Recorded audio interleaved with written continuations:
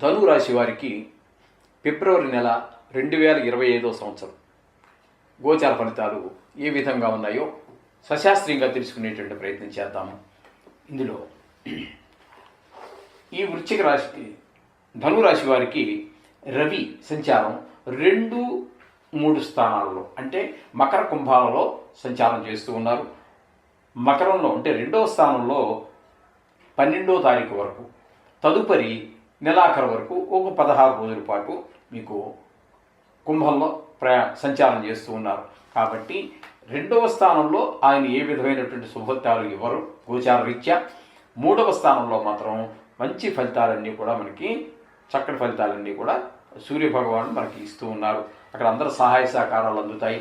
ఇంట బయట ఉద్యోగ స్థలంలో, వ్యాపార స్థలంలో, ఇరుగు పొరుగు అట్లాగే అన్ని చోట్ల కూడా మనకి ఆ మనసా వాచాకారం అన్ని రకాలైనటువంటి సహాయ సహకారాలు అందరితోటి చాలా వృద్ధిలోకి చెందుతాము. కానీ 2వ స్థానంలో సంచారం చేసేటటువంటి ఆ 12 రోజులు మాత్రం కొంచెం ఇబ్బందికరమైనటువంటి, అంటే ధనాదాయం తగ్గటము, కొంచెం ఆరోగ్యంలో చిన్నపాటి ఇబ్బందులు ఉండటము, అది కుటుంబంలో అందరికీ కూడా, అలాగే ఆదాయం తగ్గటము, ఇలాంటివన్నీ కూడా కొంచెం మాటలో కఠినత్వం, ఇలాంటివన్నీ కూడా మనకి ఈ 2వ స్థాన సంచారం వల్ల జరుగుతూ ఉంటాయి.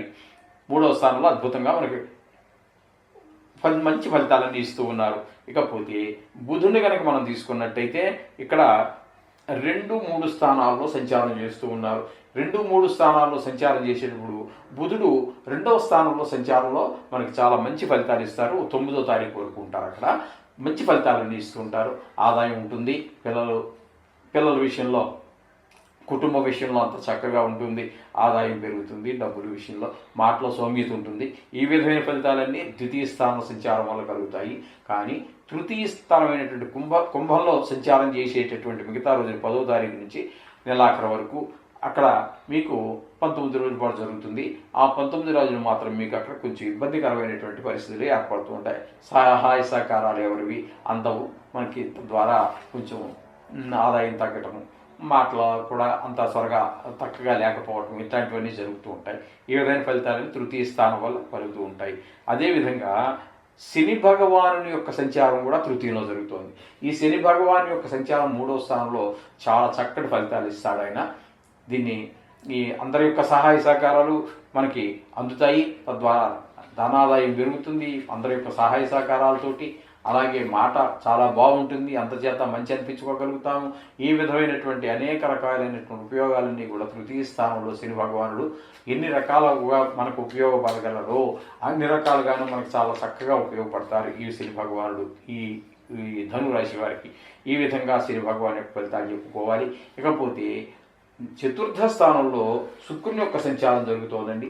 చతుర్థ స్థానంలో శుక్రుని యొక్క సంచారం కూడా మనకు చాలా బ్రహ్మాండమైనటువంటి మంచి ఫలితాలన్నీ చూపిస్తూ ఉంటుంది.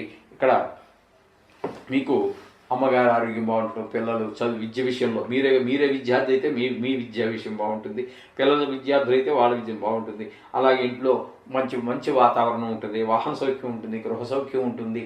ఇట్లాంటివన్నీ కూడా చతుర్థంలో ఉన్నటువంటి శుక్రుడు వల్ల కలుగుతూ ఉంటాయి. ఇంట్లో ఎవరికైనా సంగీతం కానీ, సాహిత్యం కానీ, లలిత కళల్లో డ్రాయింగ్, పెయింటింగ్ ఇట్లాంటివి ఎందులో వారికి ఉన్నట్టయితే వారికి ఒక మెట్టు ఎదిగేటటువంటి అవకాశాన్ని ఆ శుక్ర భగవానుడు కల్పిస్తూ ఉంటాడు. అలాగే సినీ రంగంలో వాళ్ళకి, అట్లాగే ఈ సోషల్ మీడియాలో ఉన్నటువంటి వారికి, టీవీ రంగంలో ఉన్నటువంటి వారికి కూడా ఈ శుక్రుడు అనుకూలమైనటువంటి కాలం. షేర్ మార్కెట్లో పెట్టేటటువంటి వారికి కూడా అనుకూలమైనటువంటి ఫలితాలన్నీ ఇస్తూ ఉన్నాడు. ఇక చతుర్థంలో రాహు మాత్రం భిన్నమైనటువంటి ఫలితాలన్నీ కూడా, ఇప్పుడు మనం ఏ ఫలితాలు అయితే మనం శుక్రుడు చెప్పుకున్నామో వాటికి వ్యతిరేకమైన ఫలితాలన్నీ కూడా ఇంట్లో సౌఖ్యం లేకపోవటము, ఇట్లాంటి వాహన సౌఖ్యం లేకపోవటము, ఇట్లాంటివన్నీ కూడా మనకి ఈ రాహు వల్ల సంభవిస్తూ ఉన్నాయి. ఇకపోతే 6వ స్థానంలో గురు యొక్క సంచారంగా చెప్పుకోవాలి. అయితే ఒక 4 రోజుల పాటు వక్రగతిలో ఉన్నారు కాబట్టి 4 రోజులు మనకు ఉపకారం చేసినప్పటికీ మిగతా నెలంతా కూడా ఆయన షష్టమంలో ఉన్నారు కాబట్టి గురుబలం లేనట్టుగానే మనం చెప్పుకోవాలి. గురుబలం 6వ స్థానంలో ఉండటం వల్ల రోగాలు వచ్చే అవకాశం ఉన్నది. అలాగే రుణాలు, అప్పులు ఏమి పుట్టనటువంటి పరిస్థితి ఉంటుంది. కొంచెం అందరితో కలహాలు వచ్చే అవకాశం ఉంటుంది, అపకీర్తి ఉంటుంది, విచారం ఉంటుంది. ఈ విధమైన ఫలితాలన్నీ కూడా 6వ స్థానంలో గురువు యొక్క సంచారం వల్ల మనకి లభిస్తూ ఉన్నాయి. ఒక 4 రోజులు మాత్రం 5వ స్థాన ఫలితాలు మనకి చక్కటి ఫలితాలు ఉంటాయి. 4 రోజులు కాబట్టి అందులో పెద్దగా ఆశించదగినది ఏమీ ఉండకపోవచ్చు. ఇకపోతే 7, 8, 2 స్థానాలలో కుజుని యొక్క సంచారం జరుగుతోందండి. ఇక్కడ మీకు 7వ స్థానంలో కానీ 8వ స్థానంలో కానీ కుజుని యొక్క సంచారం శుభప్రదమైనటువంటి ఫలితాలను ఇవ్వజాలడు. అందుచేత అక్కడ కుటుంబంలో కలహాలు, భార్యాభర్తల మధ్యన కలహాలు, మాట పట్టింపులు, కలిసి వ్యాపారం చేస్తున్న వాళ్ళ మధ్యన ఇబ్బందులు, ఈ విధమైనటువంటి పరిస్థితులన్నీ కూడా మనకి 7వ స్థానంలో ఉన్నప్పుడు, 8వ స్థానంలో ఉన్నప్పుడు బంధువులకు సంబంధించి చెడు వార్తలు వినటము, లేకపోతే కొంతమందికి కారాగార శిక్షలు పడటము, అట్లాంటివన్నీ కూడా మనకి పెద్ద దుఃఖం, ధన నష్టం, ఇలాంటివన్నీ కూడా 8వ స్థానంలో ఉన్నప్పుడు జరిగేటువంటి అవకాశాలు కూడా మనకి స్పష్టంగా గోచరిస్తూ ఉన్నాయి 8వ స్థానంలో కుజుని యొక్క సంచారం వలన. ఇకపోతే 10వ స్థానంలో మనం తీసుకున్నట్టయితే కేతు సంచారం జరుగుతోందండి. ఇక్కడ వృత్తిపరమైనటువంటి విషయాలలో, వ్యాపార సంబంధమైన విషయాలలో కుజుని యొక్క సంచారము మనకి శుభప్రదమైనటువంటి ఫలితాలను ఇవ్వజాలదు. కొంచెం ఇబ్బందులు కలిగేటటువంటి ఉద్యోగంలో కావచ్చు, వ్యాపారంలో కావచ్చు, తద్వారా ధనాదాయం తగ్గటము, ధనం అనవసరం వ్యయము, ధనానికి ఇబ్బంది కలిగేటువంటి అవకాశం అంతా కూడా మనకి ఈ 10వ స్థానంలో కేతు వల్ల కలుగుతున్నది.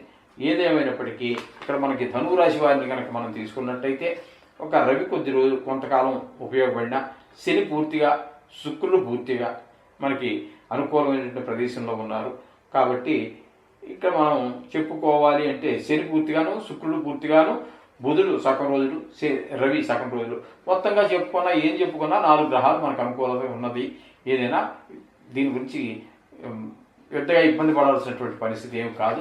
4 గ్రహాలు అంటే సుమారుగా మనకి బాగున్నట్టుగానే చెప్పుకోవాలి. ధనురాశి వారికి ఈ విధంగా ఉంటుంది. కొన్ని గ్రహాలు ప్రతికూలత ఉంది కాబట్టి మనం చెప్పినవి చేసుకోండి.